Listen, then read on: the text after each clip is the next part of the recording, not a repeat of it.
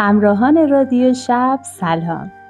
با داستان واقعی یوسف و زلیخا در خدمتتون هستم. در مغرب زمین پادشاهی به نام تیموس زندگی می کرد که دختری زیبارو به نام زلیخا داشت. شهرت زیبایی این دختر به همه جا رسیده بود و خواستگاران زیادی از امیران و پادشاهان جهان داشت. اما به هیچ کدام روی خوش نشان نمیداد و دلش از غم عشق فارغ بود.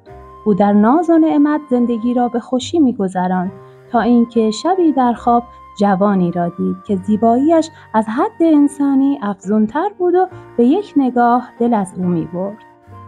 زلیخا از خواب برخاست و دیگر آن خوشی‌ها و شادی‌های کودکانه از دلش رخت بسته بود. او به هر جا می‌نگریست چهره محبوب را می‌دید و با خیال او راز و نیاز می‌کرد. زلیخا دایه‌ای داشت که از کودکی از او نگهداری می‌کرد و زنی حیله‌گر بود.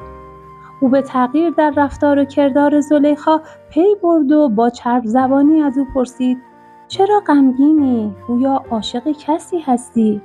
زلیخا راز خوابی را که دیده بود برای او گفت و دایه نیز این راز را پنهانی به پدر زلیخا گفت و باعث آشفتگی او شد.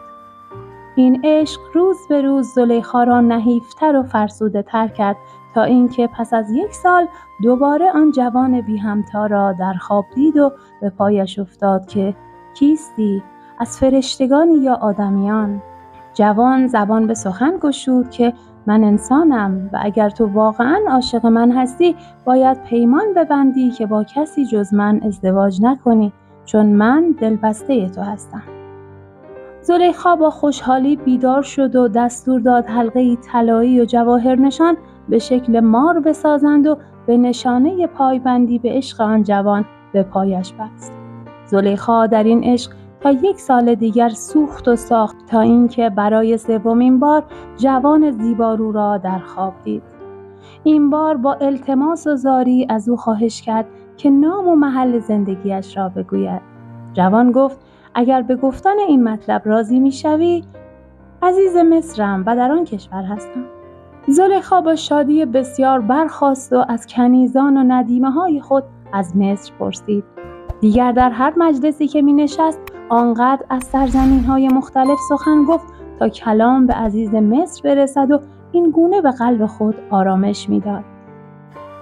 همچنان از هر سرزمینی جوانان بسیاری به خواستگاری زلیخا می‌آمدند، ولی زلیخا که چشم امید به سرزمین مصر دوخته بود همه را از خود می‌راند. تا اینکه آوازه زیبایی زلیخا به گوش پوتیفار عزیز و خزانه‌دار مصر هم رسید و خواستگارانی را نزد تیموس پدر زلیخا فرستاد. زلیخا شادمان از اینکه لحظه وصال نزدیک است همسری عزیز مصر را پذیرفت و با کاروانی از خدمتکاران به سوی مصر حرکت کرد. در نزدیکی مصر عزیز به استقبال کاروان آمد و با تقدیم هدایا به آنان خوش آمد گفت. زلیخا که برای دیدن معشوق بیتاب بود از دایه خواست لحظه ای عزیز را به او نشان دهد. دایه شکافی در دیوار خیمه ایجاد کرد تا او بتواند معشوقش را ببیند. زلیخا چون عزیز را دید آه از نهادش برآمد که او آن جوان نیست که من در خواب دیدم. ای وای که گمراه شدم و عمرم تباه شد. اما به دلش الهام شد که اگرچه عزیز مصر منظور و مقصود او نیست ولی بدون او هم نمیتواند به معشوقش برسد. پس زلیخا آرام گرفت و به انتظار دلدار نشست. از سوی دیگر در سرزمین کنعان یوسف فرزند زیباروی یعقوب پیامبر مورد حسادت 10 برادر خود قرار گرفت و او را در چاه انداختند و سپس او را به بهایی اندک به کاروانی که رهسپار مصر بود فروختند. کاروان به مصر رسید و یوسف را به معرض فروش گذارد. زیبایی شگفت‌انگیز یوسف ولوله‌ای در مصر برانگیخت و از همه جا مردم برای دیدن او به بازار برده فروشان سرازیر شدند. زلیخا هم که از فراق یار و ملامت خانه عزیز دلگیر بود برای گردش به مرکز شهر آمده بود. از ازدحام مردم کنجکاو شد. وقتی نزدیک رفت با دیدن یوسف ناله‌ای جانسوز برآورد و به دایه گفت این همان جوانی است که در خواب دیدم و به عشق او از خانه پدر آواره شدم. اما دایه او را به صبر و شکیبایی توصیه کرد. هنگام فروش یوسف وقتی هر کس قیمتی را بیان کرد، زلیخا چنان قیمتی پیشنهاد کرد که زبان همه خریداران بسته شد. بنابراین یوسف را خریده و با شادمانی به خانه آورد. زلیخا یوسف را با بهترین لباس و جواهرات آراست و به جای اینکه او را به عنوان غلام به خدمت بگیرد، خودش خدمتگزار او شد. اما هرچه زلیخا به یوسف مهربانی می‌کرد و عشق به پایش می‌ریخت، از او چیزی جز سردی و کناره‌گیری نمی‌دید و با وجود اصرار دایه و زلیخا، یوسف به خاطر شرم و پاکدامنی حتی به چهره او هم نگاه نمی‌کرد. زلیخا که از هجران یار بی‌طاقت شد، به دایه التماس کرد که چاره‌ای ساز تا دلدارم با من مهربان‌تر شود و آتش عشقم در دلش شعله‌ور گردد. دایه گفت باید خرج بسیار کنی و ساختمانی بزرگ و زیبا بسازی. در این ساختمان 7 اتاق تو در تو تعبیه کن که در اتاق اول نقاشان تصویر تو و یوسف را در کنار هم بر در و دیوار و سقف و کف اتاق بکشند تا وقتی یوسف از تو رو برمیگرداند و هر جا نگاه کند خودش و تو را در کنار هم ببیند. در اتاق دوم تصویر تو و یوسف را به هم نزدیکتر نشان دهند و به همین ترتیب تا اتاق 7 که در کنار هم باشید و به وصال هم رسیده اید. یوسف چون این تصاویر را در هر سوی اتاقها ببیند، آتش عشق در دلش روشن می شود و تو را به کام دل می رساند.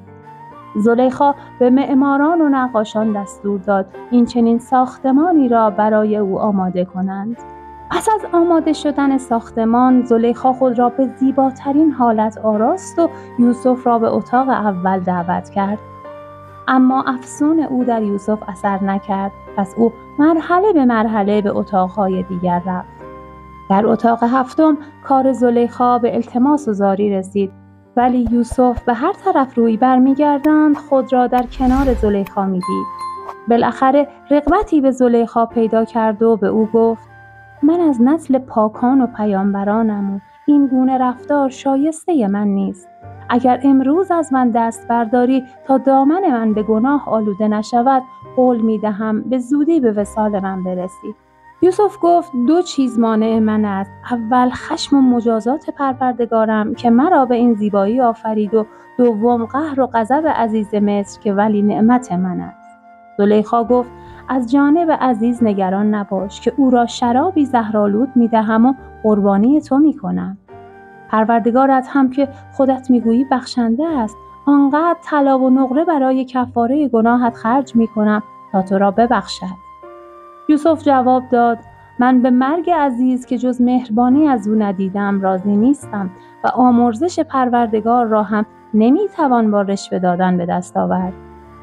در این غوغا با اصرار عاشق و فرار معشوق پیراهن یوسف از پشت پاره شد. زلیخا تهدید به خودکشی کرد، ولی یوسف با مهربانی او را آرام کرد و از خانه بیرون آمد. بیرون از خانه یوسف به عزیز برخورد. عزیز از حال او پرسید، ولی یوسف راز زلیخا را فاش نکرد. آن دو به داخل خانه آمدند. زلیخا وقتی آن دو را با هم دید، به خاطر نگرانی از کار زشتی که انجام داد پیش‌دستی کرد و به یوسف نسبت خیانت و تجاوز داد و پارگی پیراهن یوسف را نشانه دفاع از خود دانست. یوسف به ناچار حقیقت را گفت و از خود دفاع کرد. عزیز در حیرانی اینکه واقعیت چیست و دروغگو کیست سرگردان ماند. بالاخره به خاطر اینکه پارگی پیراهن یوسف از پشت و در نتیجه فرار بود، عزیز به دروغگویی زلیخا و پاکدامنی یوسف پی برد. هر 3 نفر درگیر در این ماجرا سعی می‌کردند داستان پنهان بماند، اما داستان این رسوایی منتشر شد و زنان مصری زبان به طعن و کنایه گشودند که زلیخا چرا دل به عشق غلامی پست و بی‌مقدار سپرده و شرم‌آورتر این که غلام نیز دست رد به سینه او زده. این سخنان بر زلیخا گران تمام شد. پس جشنی فراهم آورد و زنان صاحب منصب و اشراف مصر را به آن جشن دعوت کرد. سپس در دست هر کدام کارد و ترنجی قرار داد و به یوسف فرمان داد تا در جمعشان حاضر شود. زنان مصری چون چهره زیبا و آسمانی یوسف را دیدند، چنان حیران او شدند که به جای ترنج دست خود را بریدند و درد و رنجی حس نکردند. از آن زنان عده‌ای از عشق یوسف جان به در نبردند و در همان مجلس مردند. عده‌ای دیوانه و مجنون شدند و بقیه نیز چون زلیخا دل به عشق غلام زیبارو سپردند. از این پس زنان مصر دست از سرزنش زلیخا برداشتند و اما رقیب عشقی او نیز بودند. هر کدام برای جلب محبت یوسف قاصدی به سوی او فرستادند. سرانجام یوسف به درگاه پروردگار دعا کرد: خداوندا، من در زندان بودن را به همنشینی با این زنان وسوسه‌گر ترجیح می‌دهم. خداوند دعای او را مستجاب کرد و زلیخا برای رام کردن این زیباروی سرکش او را به زندان انداخت. مدتی گذشت و ندیدن روی معشوق به جای اینکه آتش عشق زلیخا را خاموش کند، آن را شعله‌ورتر ساخت. او از به زندان انداختن یوسف پشیمان شد، اما دیگر خیلی دیر شده بود و حتی از دیدن روی دلدار هم محروم بود. او گاهی شبانه به زندان می رفت و از دور به تماشای یوسف می نشست و گاه به پشت بام رفته و از آنجا به یاد یوسف به بام زندان چشم می دوخت، اما دلش تسلا نمی یافت و کم کم فراق یوسف بر سلامتی جسم و روح او اثر گذارد و فرسوده و شکسته شد. پس از سالها یوسف بر اثر شهرتش به تعبیر خواب در زندان و تعبیر خواب پادشاه مصر از زندان آزاد شد و به عزیزی مصر برگزیده شد. از طرفی شوهر زلیخا نیز مرد و او را تنها گذارد. زلیخا که از عشق یوسف پیر و شکسته شده و بیناییش را از دست داده بود، پس از مرگ شوهرش فقیر شد و کارش به گدایی و ویرانه نشینی کشید. زلیخا بر گذرگاه عبور یوسف خانه‌ای از نی ساخت و در انتظار او نشست. در این خانه هرگاه زلیخا از عشق یوسف ناله می‌کرد، صدایش در نیها می‌پیچید و آنان نیز با او هم نوا می‌شدند. زلیخا که بت پرست بود، شبی در پیشگاه بتش سجده کرد و گفت: من سالها تو را عبادت کردم و همیشه دعایم این بوده که مرا به وصال یوسف برسانی. این بار فقط می‌خواهم یک بار دیگر او را ببینم و با من سخن بگوید. صبحگاه وقتی یوسف از آنجا عبور کرد، زلیخا هرچه فریاد می‌زد از شلوغی و غوغای همراهان کسی به او توجه نکرد. زلیخا به خانه برگشت و با دست خود بتش را شکست و از روی تضرع و اخلاص پیشانی بر خاک گذارد و گفت: ای پروردگار یوسف، تو که یوسف را از مشکلات رهانیدی و به سروری رساندی، ذلت و خواری مرا ببین، به من رحم کن، مرا از این غم رهایی ده و به وصال معشوقم برسان. هنگام برگشتن یوسف صدای گریه و مناجات زلیخا را شنید و دلش به رحم آمد. به همراهان دستور داد که آن زن بیچاره را به بارگاه او بیاورند تا شاید بتواند مشکلش را حل کند. در بارگاه یوسف وقتی زلیخا را نزد او آوردند، زلیخا بی اختیار دهان به خنده گشود. یوسف از خنده‌های بی امان او تعجب کرد و علتش را پرسید.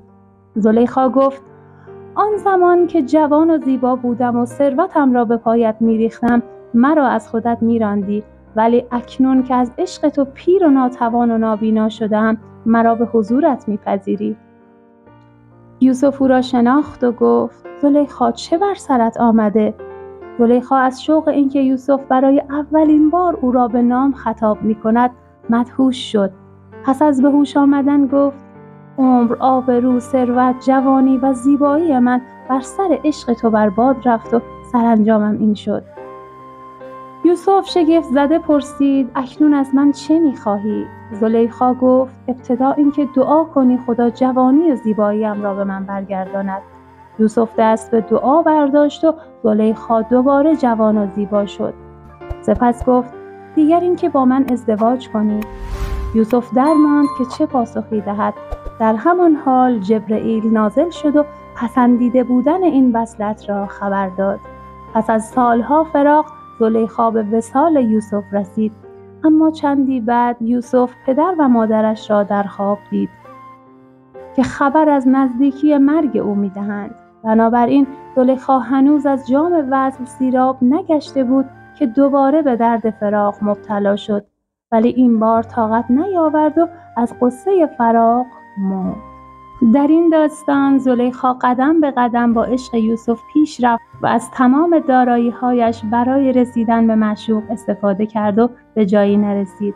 اما وقتی تمام چیزهایی که به آن امید داشت از دست داد و در عشق پاکباز شد، به وصال معشوقش رسید.